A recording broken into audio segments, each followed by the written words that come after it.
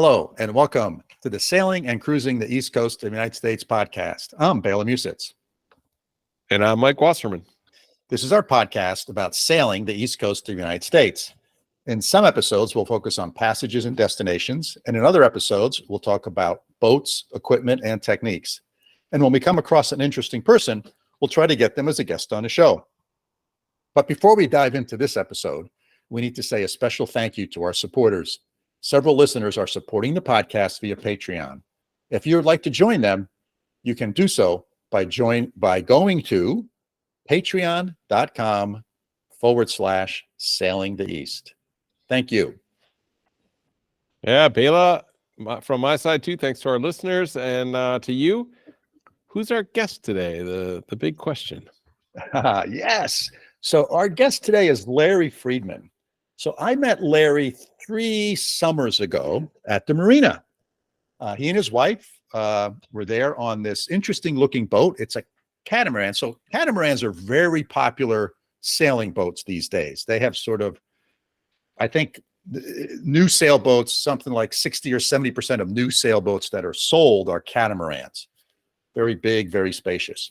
So they have a catamaran, but it's not a sailboat. It's a motor catamaran, or a power cat, as they're called. So it looks just like a sailing catamaran, but no mast. And it's got slightly larger motors. And they've had it for a number of years. So it's sort of an interesting boat. You don't see very many of them. And I would see Larry, walking around the marina, and we got chit-chatting and got to be friends, and really nice person. And he's retired. And so along with his wife, they live, after he retired, they moved full-time onto the boat. So they don't own a house, right? They live on the boat. And they summer in New England and they winter in Florida. So in the springtime, they're coming north from Florida up to New England. And then in September, October, they're heading south. So I just thought he'd be a great guest. And so he's our guest this week. Nice. And you've had a couple people on that live on their boats in the podcast over the years, and I never get tired of listening to how people do this, right? Like, okay, and you know this, but maybe the listeners don't. So when my wife and I moved from upstate New York, not far from where you're sitting, to Germany, we moved from a pretty big 3-bedroom, 2.5 bedroom house with a 2-car garage and a full basement. It was on like a half an acre. Even a little shed in the back to put the tools, right? To like a German 2-bedroom apartment. And these are pretty standard. They all have like a little storage room in the basement, but that's it. And, no garage or anything like that. And it was really kind of scary and kind of difficult to pare everything down. You take all this stuff in a big, typical U.S. suburban house and pare down to a small apartment. But I'll tell you, it was one of the most exhilarating and maybe one of the more satisfying, not the top 5, whatever, but up there in terms of satisfying, is really simplifying and going to what you really need, right? And kind of paring things down. Felt good from a sustainability standpoint and a simplifying things standpoint. But I can't imagine taking that next step and moving into a boat, even if it is a big power cat, right? That's still way less space, I think, than I have in my 2-bedroom apartment. So it's hard for me to wrap my head around all this. So I think it's cool to listen to people. But enough about me. Let's get right to your interview with Larry Friedman. Sounds good, Mike. Let's dive right in.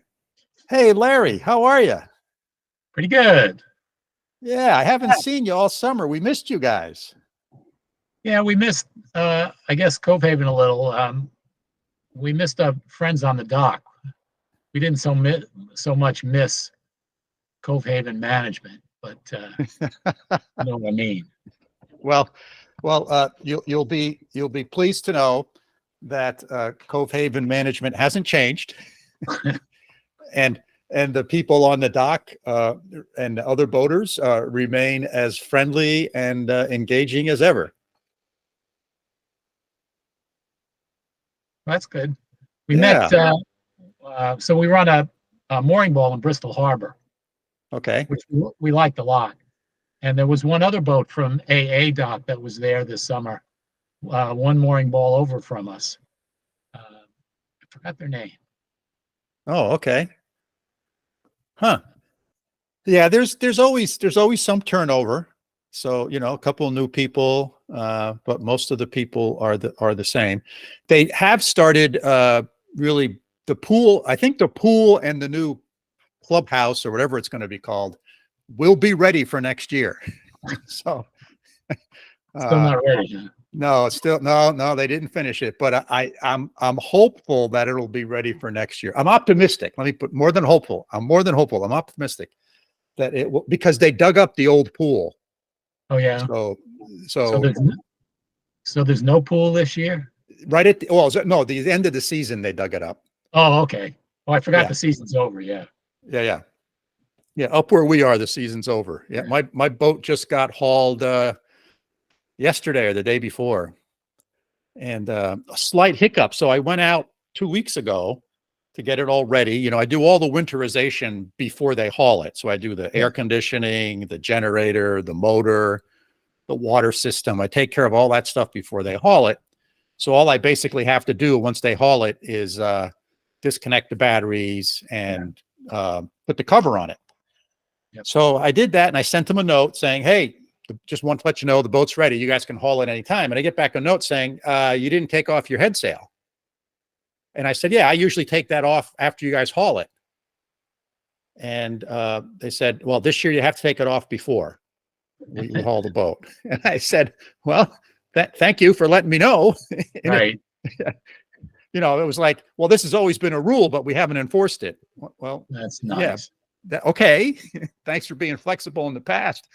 But, you know, it was a bunch of rainy days. And then my son, as you know, who lives close by, him and his wife went and took the sail down a couple days ago, but you know, they had days off, but it was rainy. So then they didn't want to do it and blah, blah, blah. So anyway, that was a little bit of a curveball that management threw at me.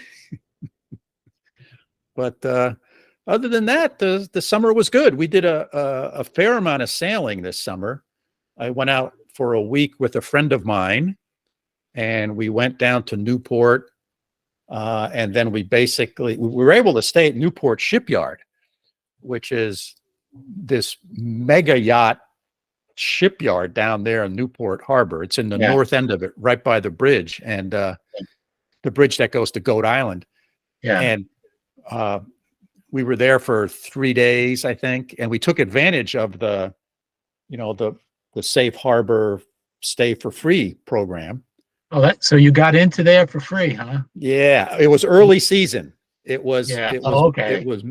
It was middle of June. Okay. And Thanks. for a few weeks later, my older son, who lives up here where we do, he and I went out for a week, and I tried to get back in there and we couldn't. The guy said, we're just, this time I can't do it this time of year. He was very apologetic and very, friendly about the whole thing. But so anyway, we stayed over at Jamestown on a mooring ball, and we basically went for day sails out of there, each out into, I guess it's called Block Island Sound properly, right, and sort of a little bit up towards the canal and then towards Long Island Sound. So we had some nice. It was the first time for any of them sort of out in open water where there's a swell. So that was a new experience. Yeah. So, yeah. So, hey, thanks for being agreeing to be on the podcast. You and I met last year or the year before, I can't remember now.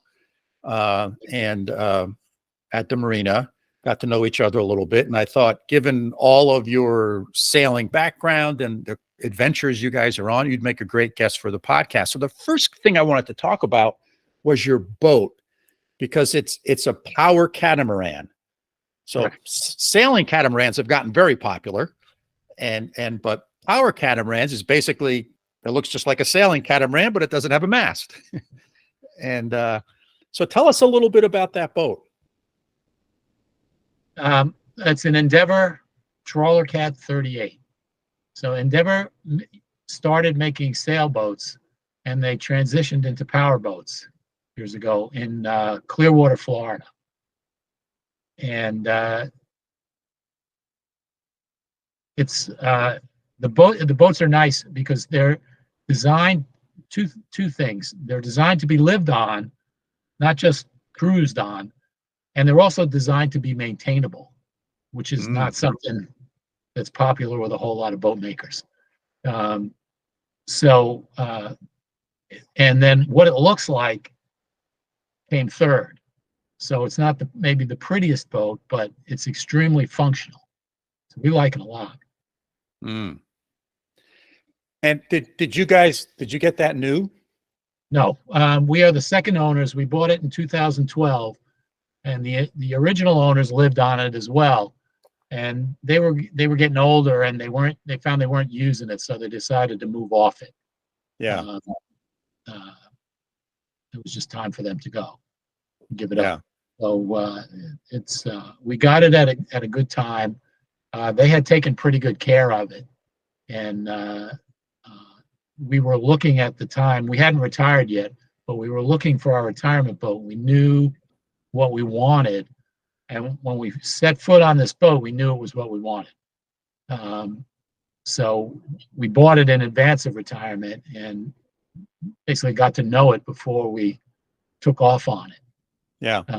We see a lot of people that they retire and they buy a boat and they take off down the coast. They don't really know how to use it yet.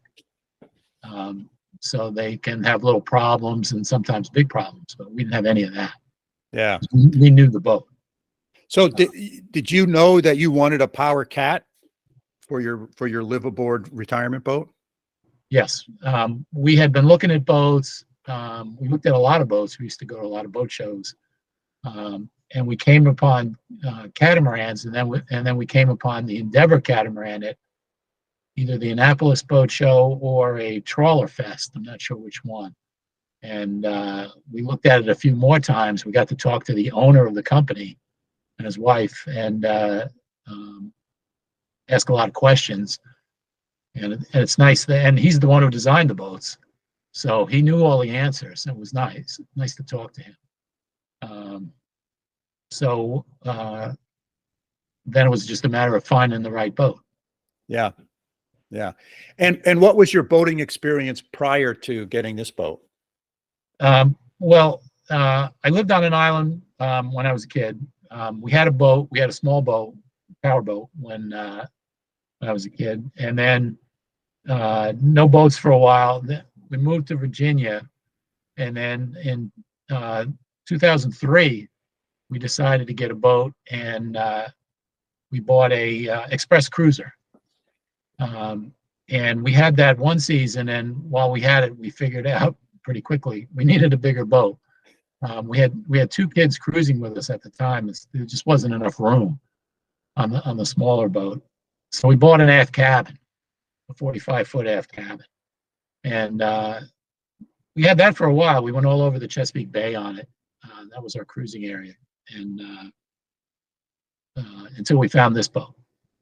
But we knew from having that boat that wasn't going to be a good retirement boat. It didn't have a good galley.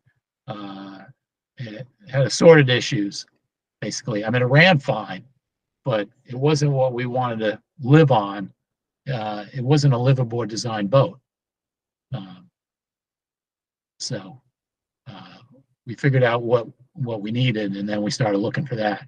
And the catamaran fit the bill. Excellent. Excellent. You know, it's interesting how the more time you spend on a boat, and the more experience you get, the things that, at least for us, if I had a list of top 10 things that I thought were important on a boat 10 years ago, and what I think is important on a boat today, it'd probably be the same 10 things, but the order would be significantly different.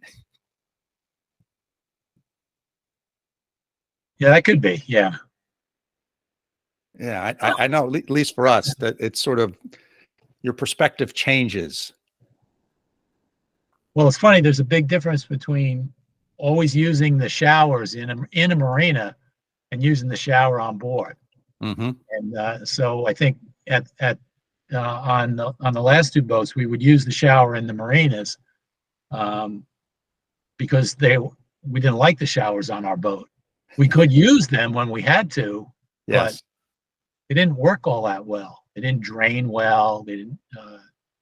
The water pressure wasn't the greatest. Now, I mean, since we had this boat, we haven't taken a shower in a marina once, because the shower here is as good as the shower in a house. Yeah. Yeah. So one of the things you mentioned about the boat was that it's maintainable. Can you give a couple of examples of what you mean by that? Well, you can get at things Mhm. that you need to get at. What's a good example? Something that's hard on the old boat.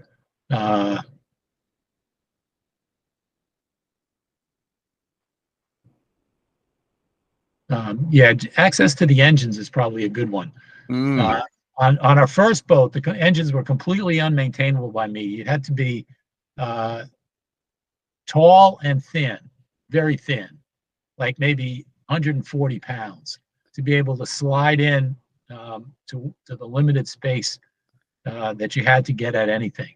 On that boat, I couldn't maintain anything. Hmm. On the next boat, there was a little bit of room between the two engines, but that was about it. And they were big 8-cylinder diesels. They took maybe 50 gallons of oil each, which is crazy expensive. Yeah. And they burned a lot of fuel. But everything was hard to do on that boat. You couldn't reach places you needed to reach. And everything was difficult. On this boat, which only takes about 2.5 gallons of oil per engine, big difference in price, changing the oil. Everything that I need to, all normal maintenance I can do. The fuel filters are easy to get at. The oil filter is reachable. The generator is easy to get at. The generator on the old boat was very hard to get at. I couldn't reach the impellers without hanging upside down. So now I can just sit on a little stool and work on it. They thought about how you were going to get at everything, and then they put labels on everything just so you knew what everything was, which is helpful too. And the same thing goes for wiring. The wiring is all easily accessible. There panels, wall panels come off. They're not screwed in, they're Velcroed in strategic places.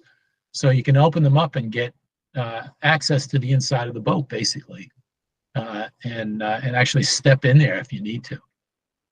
So when we installed AIS a couple of years ago, I had to get at that, and I just climbed right in behind the closet and ran the wires up where they needed to go, and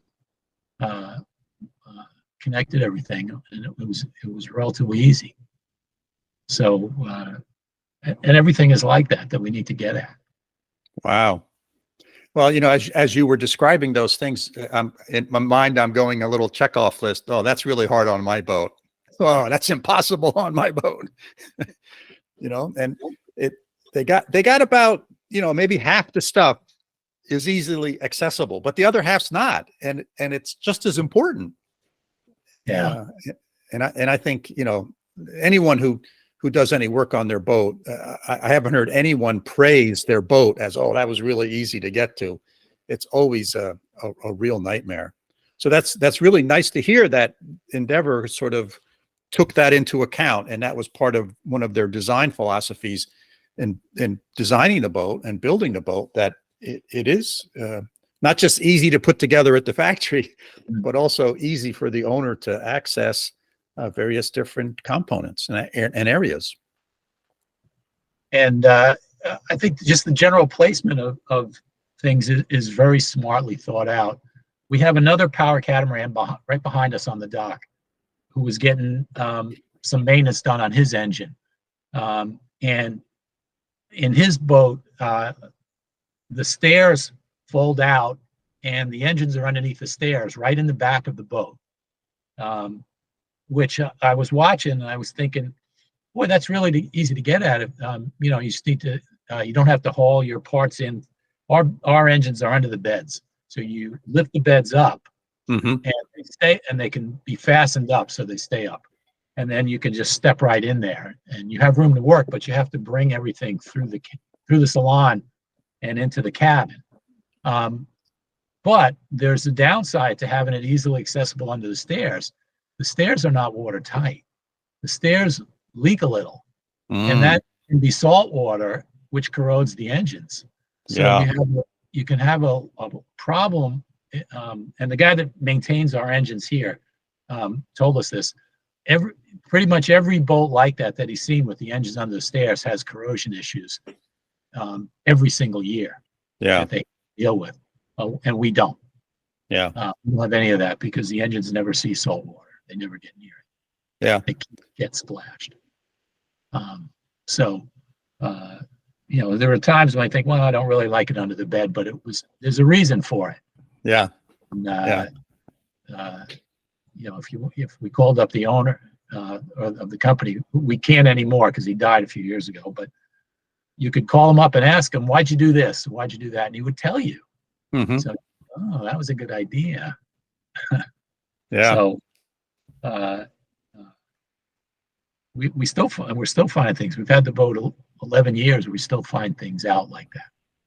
Yeah. That was a good idea we didn't think about. Yeah. Well, on my boat, the engine is sort of underneath the stairs, halfway under the stairs and halfway under the cockpit sole. Right. And to get access, you remove the stairs. So Right. I have a lot of access, but the problem is if I need to go out into the cockpit, the stairs are gone. Right. So I can't get out of the boat. So I got to put the stairs back and then I can get out of the boat. And so it's again, they got it about halfway right.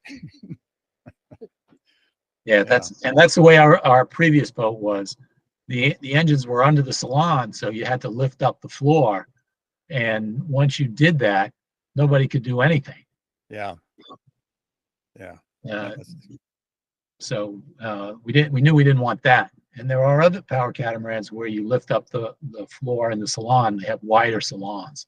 Mm-hmm. And Endeavor has a model like that, several models actually. And we knew we didn't want that. Yeah. It's just too disruptive. Yeah, exactly. And it limits your access because the opening is always smaller than what we have. The opening to our engine compartment is the width of the engine compartment. It's the width of the bed. It's a full queen size bed, so it's pretty wide. And I can stand on either side of the engine if I want to. Yeah. And on both sides of it. Pretty good. So having a power cat, that probably means it's pretty efficient through the water and you get reasonable cruising range and reasonable speed. What do you have an idea for what those things are? Yeah. We have a 400-gallon tank. Well, two tanks, 400 gallons total. The boat cruises at about 7.5 to 8 knots. When we're going 7.5, we burn about 2.5 gallons an hour. Oh, wow.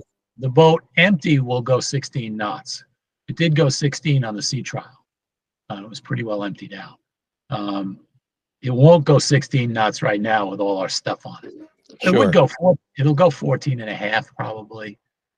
We don't ever do that because then it will probably burn 18 or 19 gallons an hour, which we don't want to pay for. Yeah. And we don't have, since we're retired, we don't have any need to go that speed. And we found out we don't like traveling at that speed anyway. We like going slow. Yeah. So a lot of times we're going down the ICW and we come up, and it can be fairly narrow, and we'll come up behind a sailboat cruising along at 6 knots or so, and we'll just slow down and cruise along behind them. So we're not in a rush, and we wouldn't get there much faster than him anyway. So we just enjoy the ride. Right. You'll catch each other at the next drawbridge. And well, that's another nice thing about drawbridges. We go right under them, most of them. Yeah. We have a 15-foot air clearance. So that's good enough for almost every bridge on the East Coast. There's not a lot that we have to get. Um, so we like that a lot. Yeah. Yeah. So when we met at the marina, you're plugged in all the time. So you're living on the boat, you're plugged in the shore power, but you were in a mooring ball this year. So how did you guys manage power? Not as well as we would have liked to. We've been on mooring balls before in several places. We anchor out periodically. So what we do is we run the generator twice a day. We run it in the morning for hot water, take showers. When we're done with that, we shut it off. And then we run it in the evening, basically to charge the batteries, make hot water to wash the dishes, and charge up the batteries, and then shut it off in the evening, and it's good until the morning. And we can go a few days probably without running it, but we just run it every day to keep the batteries in better shape. We don't have any solar power or wind power. That's probably would be nice. We haven't gotten to that yet. A lot of people have solar, but just not us yet. So we seem to do okay with what we're doing. We have to manage the fuel use of the generator, but it doesn't use a lot. And it runs off one of our fuel tanks. So like this summer, we drew that one tank down pretty good. We are able to, with our fuel polishing system, move fuel from one side to the other. So I just move some fuel over and even the tanks out until we can go get some more fuel. But we basically went the whole summer, I think, without doing that. Yeah. Yeah. And what's your energy storage? What kind of batteries do you have? We have, I think it's 4 AGM batteries. Okay. I don't know what size they are. I have it written down someplace. Yeah. But I don't remember because we changed them 3 years ago. The first summer at Cove Haven, we changed them. Yeah. So now I don't remember the size of them. Yeah. So you had some boating experience. You said, okay, we want this Power Cat. You bought the Power Cat. And what have been some of your, I don't know, surprises isn't the right word, but what are some of the things that you didn't expect when you moved aboard and said, okay, we're going to start living on a boat instead of on terra firma? I think we did not have a lot of surprises, like I think a lot of people do have, because we had the boat for 8 years before we started living on it. Mm-hmm. So we knew the boat. We knew what it would be like. We'd had taken extended trips. We'd stayed on it for 2 weeks of vacation in the summer at a stretch. So we knew what it was like to stay on the boat. And we didn't, I don't think we had any real big surprises. I mean, we knew how to drive the boat. We knew how it handled. We knew how to get around on it. We knew how to navigate, all that stuff. It wasn't new to us. So, we knew where, all the storage locations we had. We still don't always remember where everything is. We've read articles about people who say, oh yeah, you keep a spreadsheet inventory of what you have and where it is. And I've talked to other people who say that's crazy talk, because nobody's going to keep that thing updated. So it's not going to be any. It's a waste of time doing it, which I sort of agree with. I will tend to just go get something, and we're not going to go write down, yeah, we took this. So it's not that bad where we forget, and there's not that many places to go look. So we got plenty of time to go look since we're retired. Yeah. We have to be back to work on Monday. So, exactly. It's so I would say we didn't have any real big surprises. Oh, that's good. That's good. And what are some of the bigger challenges for being a full-time live aboard? I would say one big challenge is you have to always know either how to fix something yourself that breaks or where you can go to get it fixed. Because there's a lot of places that aren't real good at fixing things, but won't tell you that. And there's a lot of places that are real good at it. So you have to learn where those places are. And the best way to do that is to talk to other boaters. They will, and have them tell you their experience. So, the other thing, I think one thing you have to learn is where can you get hauled out, which is a little harder to do with our boat because it has a 16-foot beam. Than for some boats. Like if you have a 12-foot beam, it's not real hard. And if you get, haul out on a boat ramp, well, that's a whole nother story. But we have to know if something happens to us, where could we get hauled out in a pinch? And it gets a little more complicated because we have to know how to deal with hurricanes. And our number one approach is to stay away from them, which is why we like New England in the summer, and are not worried about staying there a little longer in the fall. We stayed at Block Island, I think, until September 11th or 12th this year, and then got down into Long Island Sound, and then a couple storms hit, and we were stuck there for a while. But we were in a relatively safe place. But we still always need to know if we had to be hauled out, where would we go? Yeah. So you have to learn that stuff. You have to learn because I don't think there's any books on that, something like that, where who can you trust to fix your boat for going up and down the coast. There's places where you can look at reviews of marinas, so you can figure out whether it's a good marina to stop at or not, but not so much for repair shops. I think Active Captain had ideas about that, building something like that right before they sold out to Garmin. That was the end of that.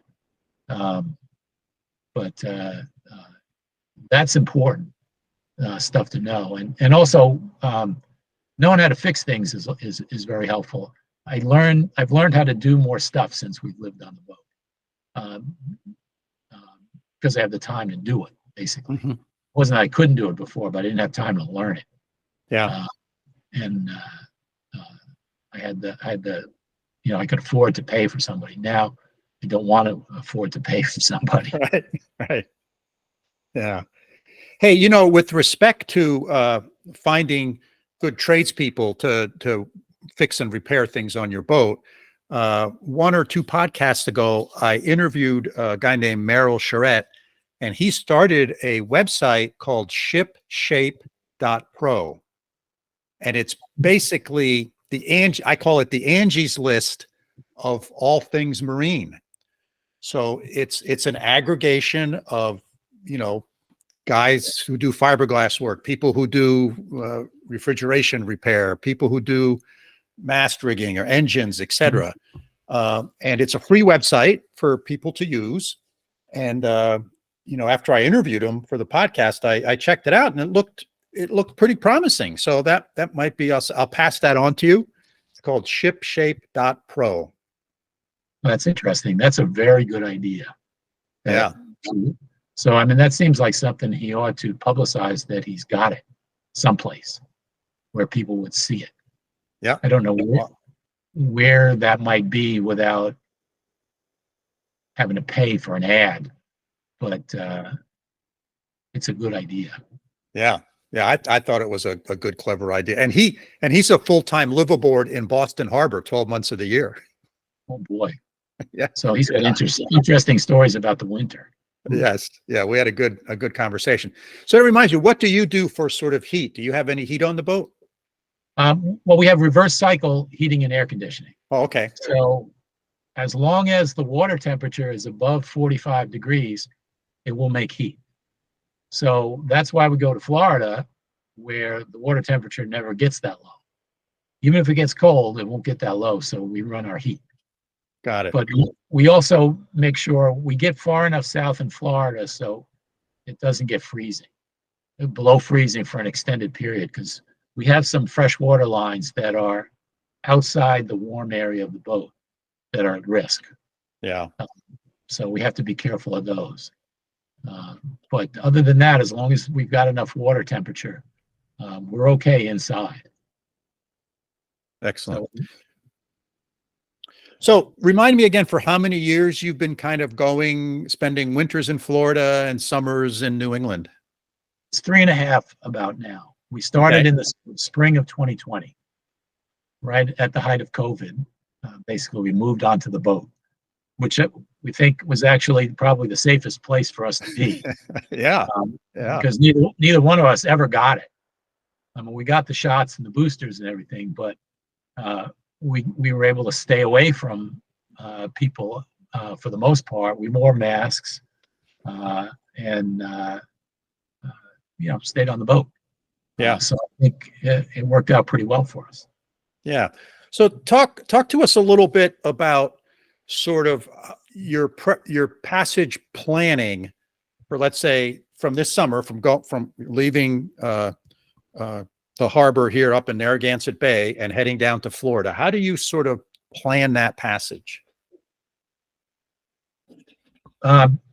There's two things that we do. One is that I keep a spreadsheet that has the stops that we're planning, and I keep track of the distances between them in there, which lets me translate that into how long that leg will take, and also how much fuel that will burn, because we can't trust our fuel gauges.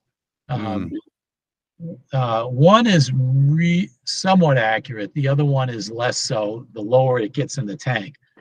So when we have a half a tank left, it will look like we have maybe a quarter or less. But when it's on, so there's 200 gallons in each tank. When the gauges are on half, if you fill them up, they'll only take about 80 each. So we use the spreadsheet to manage our fuel burn, and then I can plan out where I want to buy fuel. So I can look at the prices and see and track that out. So the spreadsheet is very helpful. It lets us know where we're going to be, where we can be, and if we have to delay for weather, we can easily adjust and kind of recalibrate it. So that's helpful for all of our planning. Once we get to Norfolk, the rest of the way, Norfolk, Virginia, the rest of the way for trip planning, we kind of rely on what's known as Bob 423. Yep. So you're smiling. It sounds like you know who I'm talking about. I do. Yep. His name is Bob Shearer, and we have met him on the water. And he has been traveling from Poughkeepsie, New York to Florida Keys and Key West for probably 20-something years. And what he does is he is a scientist of boat travel, and he studies all of the available data for charting. So all of the latest Corps of Engineers sonar scans he studies, and he publishes the best route down from, and it starts in Norfolk down to, I guess, where's it at? Fort Lauderdale, and he publishes it in 4 sections. So it's in a standard format, and you can import it into any chart plotter. Should be able to read it, so we use that.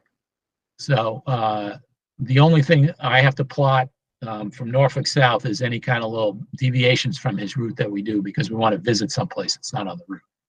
Yeah. And he also publishes little deviations of places he's gone. So we follow Bob, and we can tell that a lot of other people do too, because his route will veer off to one side or the other of the channel, and you wouldn't think that would be the way to go, and we'll be behind another boat and we'll see him do it, and we know that he's following Bob then. And if we go straight and don't follow Bob, we'll see it get shallower, and if we veer back off onto the route, we'll see that he's always right. And he had a route in South Carolina that went outside of the channel and across what on my chart plotter looked like solid land that I just couldn't bring myself to do. And because we only have a 3-foot draft on our boat, we could go through the marked channel. But I watched that, and what Bob did though was I think he went to the Coast Guard with his track information and said, this way is much better than the way you have. And they, to their credit, well, I don't know if it was them or the Corps of Engineers, they went and looked and they said, yeah, you're right. And they moved the channel markers in that spot in South Carolina. So now we can follow his track all the way. We don't have to go the other way. And he's right. When you follow it, you actually do follow it, it doesn't go through solid land. Yeah. It sure look like it. Maybe I have updated charts too, that they updated the charts have been updated to show that. So that's pretty impressive. That is. We trust Bob, and you can Google Bob 423 and his website will come up. You can download his tracks. So in addition to Bob 423, what are some other real important tips for going up and down the coast of the United States? Well, you have to know where to get marine forecasts. There are certain parts of the coast where you need them and certain parts where you don't. When you're inside the ICW, they aren't any good because they're for out offshore. When you're north of Norfolk, you want to look at them for the Chesapeake Bay, and you want to look at them for the Delaware Bay. You want to look at them for the Jersey coast. You want to look at them for Long Island Sound and Block Island Sound, all in there. But once you get south, not so much. You want to look at the weather forecasts every day. You want to get one that will tell you the wind hourly, because the daily forecast will just tell you the most it's going to be for the day. But that may be at 3 o'clock in the afternoon, and you may be already tied up for the day by then. In fact, you should be tied up by then, because in most places the wind builds pretty good in the afternoon. Anybody who's been on a mooring ball in Bristol Harbor knows that. Yeah. It's generally rougher in the afternoon. But that's true up and down the coast. So if you leave in the morning and are in, by 1 or 2, it makes for a nice day. You're in port or wherever you're stopping, you can relax, you can maybe sightsee a little, and just take it easy. And it's not like work. What you don't want to do is go 8 hours or 9 hours or 10 hours like some people do. That's work. That's not what we're out here for. So you're exhausted. You can't walk. You can't do anything else, and you won't enjoy it. We have done some long days. The longest one we do is going down the Jersey coast, and there's a reason for that.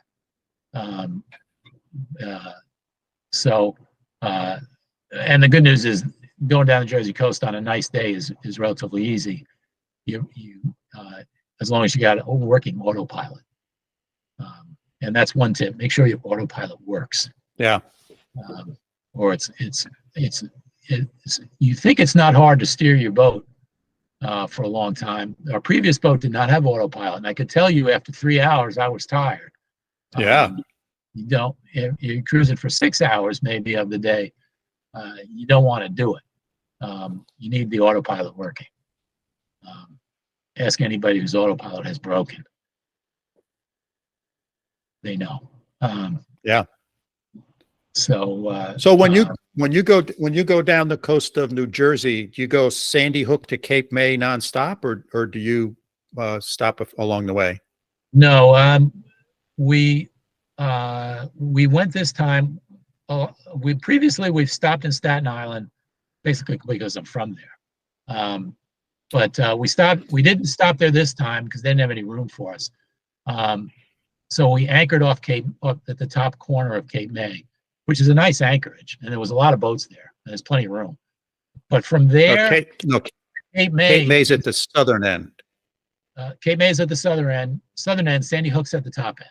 So we anchored Right, at Cape yeah. May. I mean, we anchored at Sandy Hook. From Yes. Sandy Yeah. Hook to Cape May is 120 miles. That's too much for us in a day during daylight. We don't go at night. We don't do overnight cruises. But Sandy Hook to Atlantic City is 80 miles. So we go in, and Atlantic City has a real wide inlet. It's easy to get in. So we go in there, stay one night, and then go back outside and go 40 miles down to Cape May. Go in the inlet there, which is probably the best inlet in New Jersey. That's a nice wide one. So we've done the Intracoastal Waterway inside of New Jersey from Cape May to Manasquan Inlet, which is all there is. We probably ran aground 4 times between Cape May and Atlantic City in the channel. There was one bridge that didn't work properly, so only half of it went up, and we had to squeeze through there with maybe a couple feet on each side, which we didn't appreciate. And we don't like running aground in the channel, so we don't go that way anymore. We have gone through the Intracoastal Waterway from Atlantic City to Manasquan several times, and we don't much enjoy that either, but at least we didn't run aground in there. But it's kind of narrow. There's a lot of boaters who don't know what they're doing. They don't own boats, they're rental boats. They'll anchor in the channel and sit there, and you can't go outside the channel. So you have to stop and ask them to move out of the way. It's just easier to go outside. So it's basically a 10-hour day for us. But it's not a usually tiring one. Like 10 hours weaving around on the ICW would be further down. You wouldn't want to do that. Out in the ocean is relatively easy. Yeah. Very nice. Very, very nice. That makes a lot of sense. I've done the Sandy Hook to Cape May nonstop, but like you said, it was an overnight. We left, in the evening or in the late afternoon from Sandy Hook, and then arrived at Cape May in the morning or in the daylight hours. I've done that. I've often wondered about stopping in Atlantic City. I never have. That would. Yeah, if you like to gamble, that's the place, because the marina is at a casino, so you can just walk over there. Other than that, there's nothing else around there. We don't particularly like to stop, but the alternative, and you can anchor there. There are some anchorages around there. We don't like them that much. I guess we haven't found one we like there, so we'll just stay at the marina. But a lot of people do like what you did. They'll go overnight and go to Cape May. I guess in the summer you can make it all in the daytime. You can't do it at the times of the year that we're traveling. Right. Those swings in daylight hours really impact you. So what are some of your, let's say Norfolk down to Florida, what are some of your must stop places? If you're making this trip, you got to stop here and spend a day or two. What are the top ones on your list, Larry? That's an interesting question. And people ask us all the time, what's our favorite stop ever? And that probably is Block Island. But other stops that we like Coin Jock Marina. It's just a one-night stop. It's a long face dock. It has an excellent restaurant we like. The dock hands are very knowledgeable. It's easy in and easy out, although they do tie you up pretty closely. So you're generally the anchor of the boat behind you will be on top of your dinghy if it's hanging off the back of your boat. But we have found the way to deal with that is be the last one out in the morning. Everybody else is on. So we like Coin Jock. What else do we like a lot? We like Beaufort, South Carolina a lot. That's probably got the prettiest waterfront of any town on the water. And so it's another little factor is people will ask us about Charleston, they'll ask us about Baltimore. Yeah. We don't stay there. We don't like cities. The cities are too big. Charleston is probably a nice enough place if you can get over to where the nice stuff is. The Charleston City Marina with the famous mega dock is where a lot of people stay. We have stayed there several times. It's not near the nice part of the city, and you can't walk there. And the shuttle vans don't always run. Yeah. The mega dock is not a particularly great place to stay if you want calm water. It can be pretty rough on the outside, and it's pretty tight on the inside. So, and actually transient boaters are generally on the outside. So we found alternatives to that. One that we do like, St. Augustine. It's a city, but it's not a huge city. And it has a very nice marina where you can just walk across the street into the heart of the city. And it's really nicely lit up in the fall with all white lights. So it looks really nice when it turns dark. So we like it there.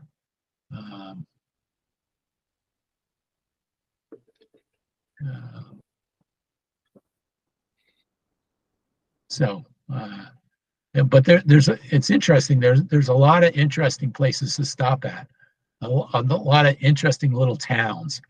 Yeah. And little marinas where maybe there isn't a town, but the marina has a ship store and sometimes a restaurant, and the marina owners are really helpful and understand boaters and kind of cater to them.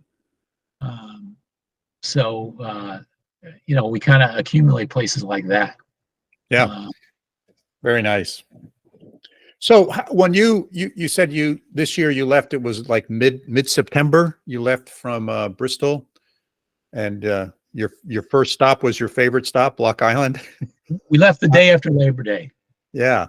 Which is generally when we target to leave. And then we go down to Block Island and stay there for a bit of time. We had to stay an extra day or two, I think, because of weather. Yeah. But Block Island, then the mooring balls are easy to get then. And they're half the price too. Block Island also has one additional benefit that you can get in the summer. You can't always get after Labor Day, but we had a bonus this year, which is Aldo's Bakery Boat, which is probably the reason, or a good part of the reason, why Block Island is our favorite stop.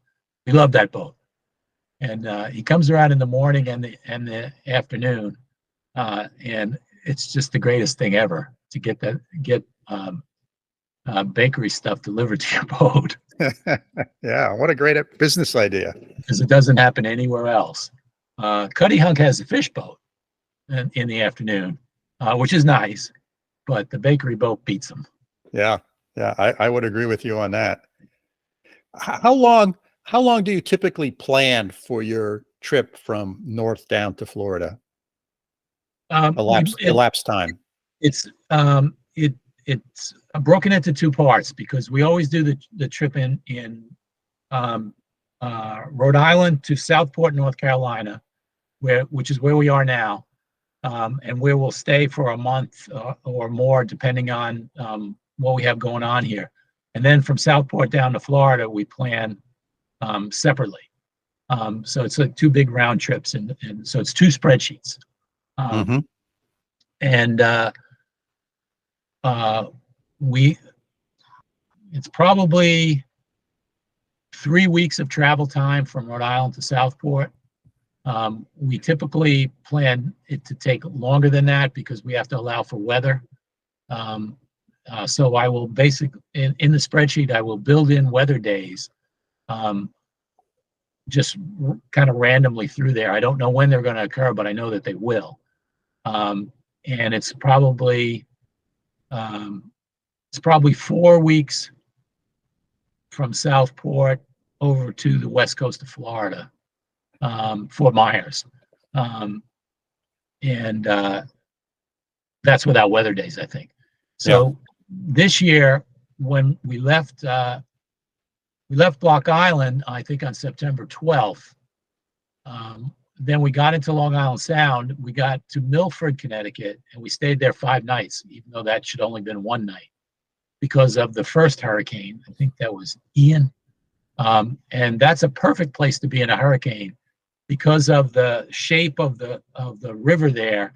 It's like an S, so there can't be a surge in there. And plus, we were on a floating dock anyway, so we were perfectly protected from wind and surge. We went from there to Manhasset Bay, which is kind of our staging location to go south because we don't want to be in Staten Island or Sandy Hook more than 1 night. So we got to Manhasset Bay, and then there was another storm that was coming up the coast, which I forget its name. But that kind of lingered. It took a while, and we actually had 4 straight days of rain. That something we've never seen since we've been living on the boat. It never rains for 4 days straight, where we never got off the boat. And hauled up our dinghy so the water would drain out of it. And we were actually there 12 nights waiting for the ocean to calm down, along with a bunch of other sailboats on the mooring balls. Everybody was waiting. Yeah. And you have to do that. You can't go out into the ocean when it's 7 and 8 foot seas or higher. You got to wait for it to calm down. So we did that. And once we moved south from there, we were down here probably within, I think it was 16 days of cruising. We only had 1 weather day. Yeah. So we got down here in just a little over 2 weeks from Manhasset Bay. Yeah. Nice. And that's how it works out. So you have to allow for weather. May not happen, and then maybe you're going to get there early. But that's how we plan it. So we're starting now. We're not sure. So now Southport is kind of our home base. We're officially residents of Southport, even though we don't really live here. Our cars are here. We own a lot here that we'll eventually build a house on. So our stuff is in storage units here. And so the cars are actually right up the street from the marina. We can walk up and get them. We can drive around. We see doctors and dentists here. We get our engines maintained here. I have a mechanic who comes to the boat who's an expert in Yanmar engines, who takes care of them for the advanced stuff.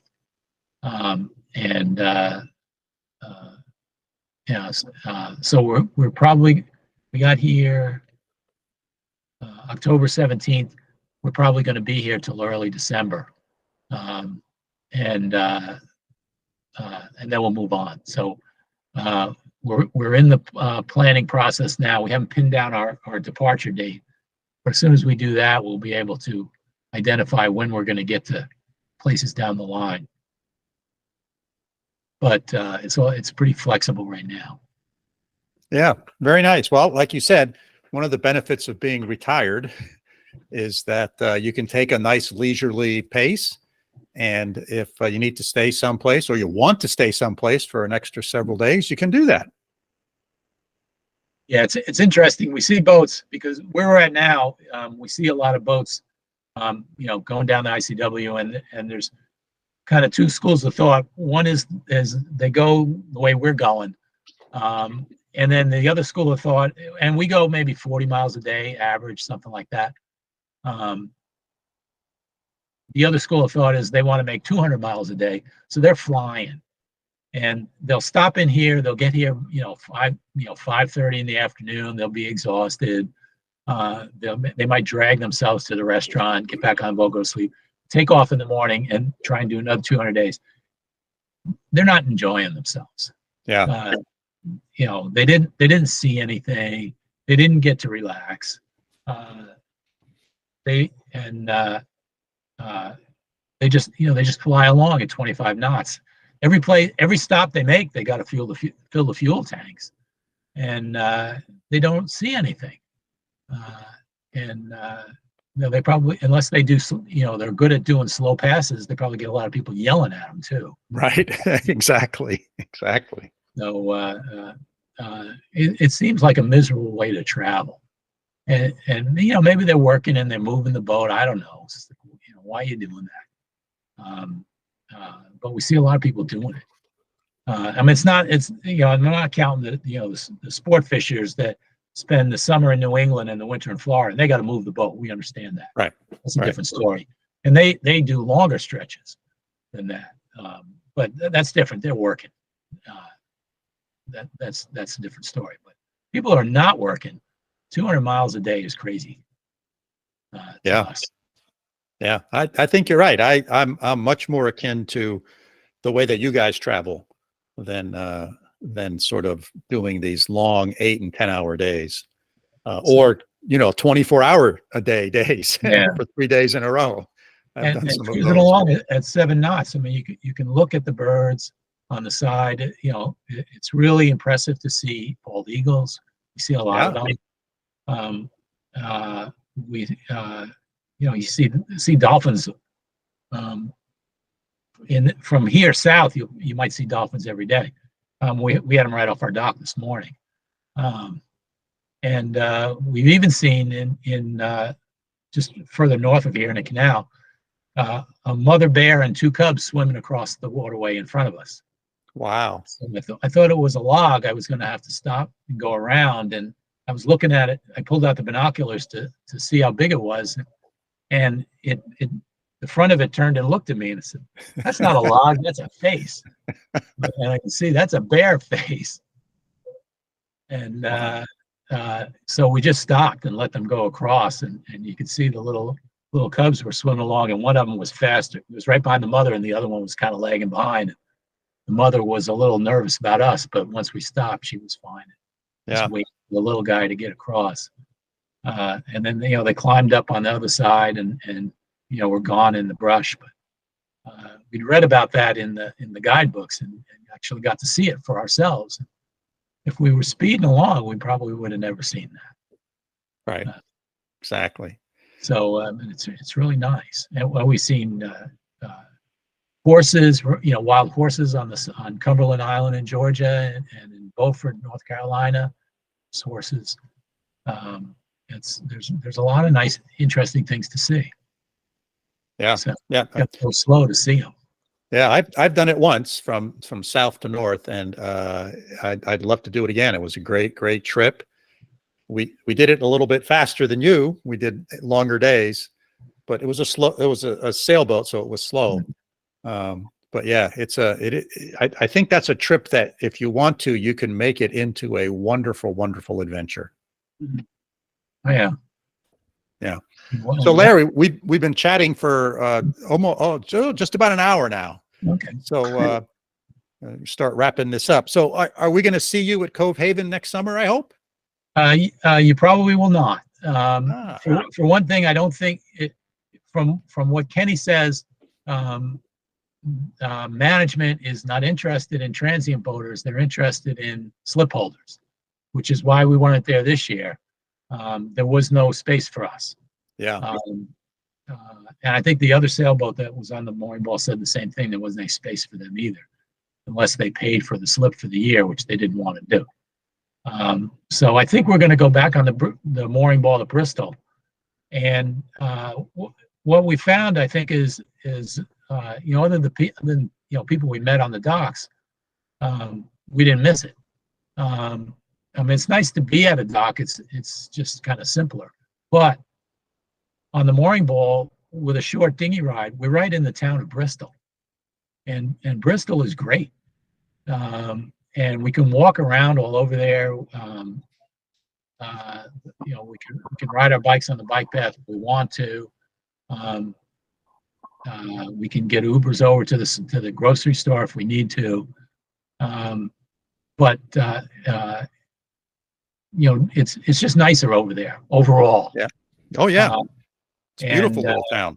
You meet some of the people on the other mooring balls, and the 4th of July parade, is another great thing of just Americana that we get to walk over to pretty easily.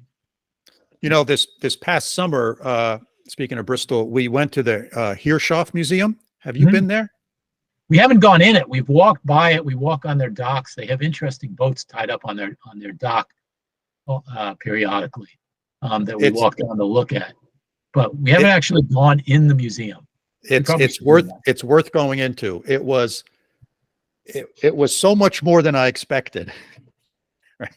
It was remarkable. And there's I think it was like, I don't know, $15 or something a person. It wasn't very expensive. And there's a movie that you can watch. It's like a 45-minute movie. It's well worth it because it kind of puts the whole story together. And you realize that they employed almost 400 people in that place in its heyday. Yeah. It's remarkable. And just the two brothers and the way they interacted and the genius they had. It's if you're in Bristol, I would definitely recommend going to the museum. Yeah, we need to try it. We need to do that. So we walk by it. We go on a lot of walks. So we probably our favorite stop is probably a bakery, and that's a really good one in Bristol. But we need to stop in there too. Yeah. Well, Larry, thank you so much for being on the podcast. Maybe this coming summer, we can get together in Bristol. Yeah, sounds good. And go to that bakery, have a cup of coffee. Thank you so much for being on the podcast. I really enjoyed our conversation. It was wonderful. Well, thanks for inviting me. You betcha. Interesting interview, Bela. I loved hearing Larry's story. I mean, my question to you back though is, do you have any itch to move aboard Paradox full time? Well, if by full time you mean maybe a month or two at a time, yes. But full time, if you mean like Larry, no. I like our big house, and I think it would be challenging to live on a boat full time, at least for me, given my lifestyle, what we do. I respect people who do that. I'm intrigued and I'm interested in learning how they do it. But you know what? Then again, people are very adaptable, right? If you really wanted to do that, or for some reason you had to do it, right? I'm sure you can figure out how to make it work. But yeah, I don't think I'd want to live aboard full time. But you know what? There are some nice things that by living on it for a month or two at a time, you get to experience. Your house is floating with you, but you're sort of, and what I really liked about Larry is he's on a slow pace, not a schedule, and there's no rush. I mean, that really came out, I thought, in the conversation with him. Right? It's not like, okay, we got to get to North Carolina by this date. It's just, well, we'll get there. And if we have to sit someplace for 4 or 5 days because we want to wait out the weather, we'll do that. And when you do that, you sail when the weather's nice. You're much more comfortable. It's much more enjoyable. And you don't get into trouble. You don't get yourself into situations that you may need to extract yourself from. So I think there's a lot to be said for this whole notion of sort of doing things at a slow pace, and particularly in sailing, letting the weather dictate when you're going to go. And I think there's a lot of wisdom in that. Yeah, I totally agree. And you could just feel the sense of he wasn't stressed. This is a guy with very little stress in his life. That's the vibe that I I picked up on, which is pretty cool. I liked how they knew the boat before they decided to move aboard full time, right? He had the boat, I forget, for 6 or 7 years or whatever. And so they knew they took some long trips. So they knew what they were getting themselves into. I think it'd be a lot harder to just do this kind of without, you buy a boat and you move, right? It would be impossible. But these, what do you call them? Power cats, whatever you, Yes, cool power word for this. cat. These catamarans with motors. I saw a few of these when I was in Monaco and Nice this summer. I mean, they look pretty plush. These were pretty big ones too, but I was like, wait, that's a catamaran. And it's like, there's no mast, there's no sail, right? And it kind of all made sense. I looked it up and I'm like, yeah. So sounds like there's some interesting elements to these power cats, like a whole different class of boat that hasn't existed all that long, right? What's your thoughts on these? Well, why would you choose one of these to live on? Well, I think a couple of points. I think, and you brought this up in the beginning of what you just said, the notion that they bought the boat and used it and went on extended vacations on it for several years before they decided to live aboard, move on board, I think is really wise. I mean, there's people who do the opposite, right? They buy a boat, they sell their house, and like they go from 100% living on land to living on a boat that's brand new to them all in a week. And it works, right? But I think this notion of the way they did it makes a lot of sense to me. And if I remember correctly, I think Larry's an engineer type, computer science type person. So some of it all starts to make sense, being a fellow engineer.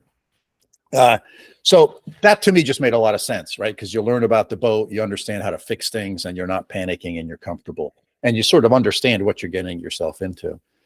So I think catamarans have really gotten popular. And I think here's a couple of really, I think, nice features about a catamaran. Number one, there's a lot of space. So, a 45-foot catamaran compared to my 45-foot monohull, the catamaran is more than twice as big, square foot living space wise, right? Because it basically has two 45-foot hulls that are separated by 14, 15 feet. And in between them is a nice big platform that typically has your galley and your living room in it. And the hulls are sort of where the bedrooms and the showers and bathrooms are. That's typically how they're laid out. So a lot of space for length. Per length, there's a lot of space. They don't heel over. A sailboat, when the wind picks up, it leans, and some people find that exciting. Other people less so. So a catamaran, right? Yeah, nauseating, right? And a catamaran doesn't lean. And they're pretty fast. So for the same sort of size boat, my boat goes maybe 7 knots. Catamaran can easily go 9, 10 knots. And you might say, oh, that's not much. Difference on a long trip. No, on a long trip, that makes a difference. That's a third shorter, right? That's right. That's right. It makes it, and you can outrun weather more. And you're taking a 5-day, it's a 5-day trip for them. It's a 6-day trip for me. Right. And that extra day can make a big difference sometimes, right? Exactly. Exactly. So I think that's sort of a very nice feature that people like. They have 2 motors on them. There's one in each of the hulls, which means maneuvering the boat is easy because you can put one in forward and one in reverse, and the boat will basically spin on its axis. Right? Cool. I can't spin my boat. No. If you are, there's a big problem. Right? If you're spinning, there's a big problem. Right. Right. And there's many schools of thought about the sailing performance of one is better than the sailing performance of another. Or some of them go upwind really good, others don't go upwind, all that stuff. Those are all design parameters that the designer picked for the boat to perform a certain way. It's like I like to say, if you tell me what you want your boat to do, and if I had the skill, I could design a boat that'll do that. You can't tell me you want your boat to do everything well, right? But if you want it to go fast and you want it to point upwind really well, I can design a boat to do that.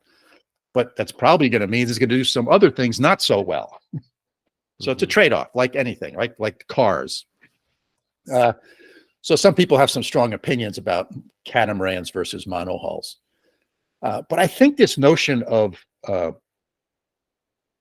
power cats, and there's another group of boats called trawlers, which are sort of motorboats, but they don't go very fast. So they're sort of big, heavy motorboats that typically have big diesel engines on them. So they're relatively efficient. They go maybe 10, 12 knots at the most. And both power cats and these trawlers have gotten very popular as us baby boomers have aged. And we've come to the conclusion that sailing a boat is getting to be too much work. It's hard. So that's why that was going to be my next question is why would you get a power cat instead of a sailing catamaran? Because you can always just run the engines, right? And leave the sails down. But right. I see where you're going with this. Right. And power cats have bigger engines on them, so they go faster, right? They're designed a little bit different, right? Boats. Yes. But that's another boat. So trawlers and power cats have gotten more popular. And you know, there are things on the boat that, oh geez, I gotta go do this. it's work, right? Mm-hmm. So I think that's the aging population. Right. There's an art and science to sailing, right? And there's some extra things that you have to be really careful of, right, when you're sailing. And we've had lots of guests that have told us all about these things, that if you're just have a motor, there are other issues, like you said, but I think that it is in the long run, there's a lot fewer issues to worry about. Right. You know, the other thing I wanted to talk about just for a second is I remember when we bought our boat, I had sort of a list of things that were important to us. Certain characteristics we wanted. We wanted to have a pass-through stern so we could get on and off the boat easy. We wanted certain things in the boat. We wanted a queen-size bed that we could walk around both sides, so one of us didn't have to crawl over the top of the other one to get out of bed at night to go to the bathroom. Here again, an aging population thing. And I thought Larry was really good as he talked about what was one of the really important things for him. And most people don't think about this, was he really liked his boat because of the way it was designed. And there was access to everything. So the designers, one of their important criteria was, how do we fix these things? So things were not buried and inaccessible. In many boats, it's like you got to tear half the boat apart to get something. And there's some boats where you can't get to stuff just because of they're driven to a particular price point. So the manufacturing process dictates that the easiest, cheapest way for me to do this is to glue these two things together. But there's something between those two things that I may need to get access to at some point in time, but now we got to cut it apart. So I thought that was interesting in the Power Cat that they bought. This accessibility and ability to repair things was one of his key parameters. So yeah, those were the things that I kind of garnered from our conversation. Cool. Yeah, well, that was great. I learned a lot. What do you think? Should we wrap this one up? Sounds good. Listeners, thanks for joining us for yet another episode. Hope that you found our conversation with Larry interesting and thought-provoking like we did. If you have questions about what we've discussed, as always, feel free to get in touch with us. Our email is sailingtheeast, that's all one word, @gmail.com. Hey, and if you enjoyed the podcast, please hit that follow button on your favorite podcasting application. And if you know of someone that would make a good guest, or if you'd like to be a guest on the show, reach out to us in our email, and maybe we'll get you on here. So hope to see you out there soon. So until next time, signing off from upstate New York. Take care. From over here in Münster, Germany, auf Wiedersehen.